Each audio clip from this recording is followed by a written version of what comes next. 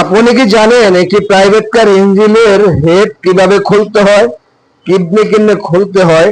তাহলে আসুন এই ভিডিওর মাঝে আমি পুরোটা তুলে ধরেছি, আপনারা দেখবেন যে কিভাবে একটি গাড়ির ইঞ্জিনের হেড খুলতে হয়, খোলা লাগে, কিভাবে খুলবেন তা বিস্তারিত দেখানো হচ্ছে। আর আমি এটা আমার ছাত্রদের উদ্দেশ্যে আমি খুলে দেখাচ্ছি, এবং যাদের প্রয়োজন তারা অবশ্যই ভিডিওটি শেয়ার করে টাইমলাইনে রেখে দিবেন। পরবর্তীতে যখনই আপনার গাড়ির ইঞ্জিনের হেড খোলা লাগবে তখনই আপনি দেখে নিতে পারবেন যে কিভাবে ইঞ্জিনের হেডটা খুলতে হয়।